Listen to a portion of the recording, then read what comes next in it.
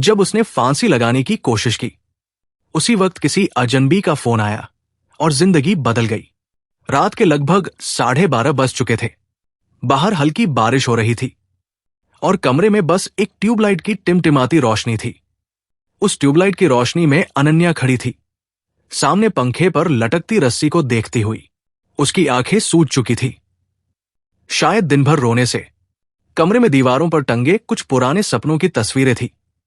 Doctor बनने का सपना, परिवार की मुस्कान, दोस्तों के साथ ली गई फोटो, लेकिन आज वो सब उसे मजाक लग रहे थे। अनन्या धीरे धीरे कुर्सी की ओर बढ़ी। उसने अपने फोन की तरफ देखा। स्क्रीन पर सिर्फ एक नोटिफिकेशन चमक रहा था, नो न्यू मैसेजेस।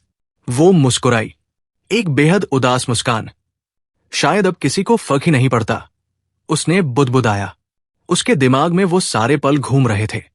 कॉलेज में सबसे होनहार छात्रा थी वो, लेकिन पिछले साल हुए हादसे ने सब बदल दिया था।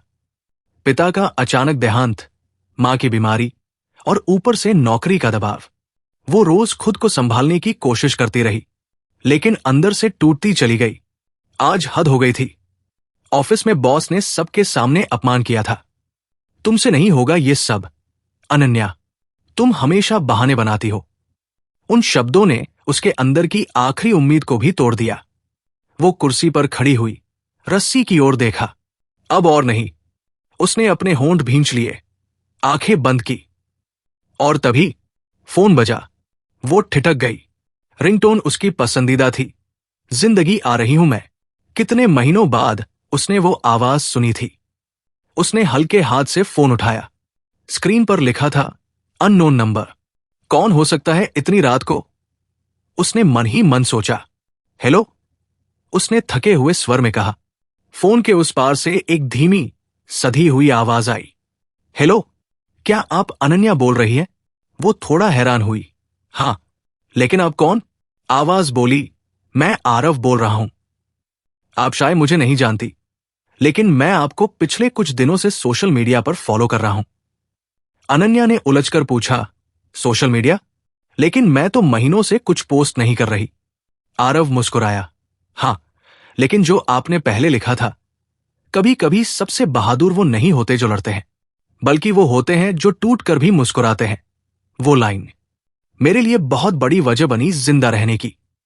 अनन्या कुछ बोल नहीं पाई। उसकी आंखों में आंसू आ गए। आपको कैसे याद है वो पोस्ट? उसने धीमे से पूछा। आरव ने कहा, क्योंकि उस दिन मैं भी हार मान चुका था। मैं नौकरी खो चुका था, परिवार ने मुंह मोड़ लिया था और मैं फांसी लगाने वाला था। तभी आपकी वो लाइन देखी थी। आपकी लिखी एक लाइन ने मुझे रोक लिया और आज मैं फिर खड़ा हूं। मैंने सोचा आज आपको फोन करूं, बस धन्यवाद कहने के लिए। कमरे में सन्नाटा छा गया। कुछ पल के लिए अनन्या को लगा जैसे वक्त रुक गया हो।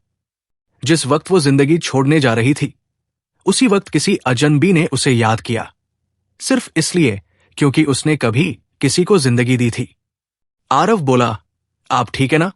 आपकी आवाज थोड़ी अजीब लग रही है। अनन्या का गला भर आया। उसने कहा, हां, अब शायद ठीक हूं। वो धीरे से कुर्सी से उतरी, रस्सी को उतार कर किनारे रख दी और जमीन पर बैठ गई। आंसू बहते रहे, लेकिन इस बार किसी हार के नहीं, बल्कि किसी चमत्कार के। आरव ने कहा, देखिए अनन्या, शायद आपको यकीन न हो, लेकिन आप जैसी लोग दुनिया के लिए उम्मीद होते हैं। आप सोचती है कि आपकी जिंदगी खत्म हो रही है, पर शायद किसी और की जिंदगी आपकी वजह से चल रही है। अनन्या चुप रही। उसके अंदर एक तूफान था, लेकिन अब वो दर्द का नहीं, समझ का था। वो बोली, आपको नहीं पता आरव, मैं किस दौर से गुजर रही हूं। आरव ने कहा, जानता हूं, क्योंकि मैं भी वहां से गुजरा हूं। पर सुनिए, जिंदगी को कभी उसके एक बुरे दिन से मत आंकिए। कभी कभी सबसे अंधेरी रात के बाद ही सबसे सुंदर सुबह आती है। अनन्या ने आंखें बंद कर ली। उसके सामने पिता का चेहरा था, मां की मुस्कान थी, और वो सारे अधूरे सपने जो आज भी कहीं उसके भीतर जिंदा थे। फोन पर दोनों कुछ देर खामोश रहे। फिर आरव ने कहा, आप चाहें तो बात कर सकते हैं, बस एक दोस्त की तरह। उस रात वो दोनों घंटों बात करते रहे।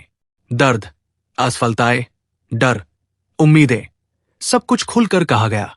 अनन्या ने पहली बार महसूस किया कि कभी कभी अजनबी सबसे सच्चे अपने बन जाते हैं।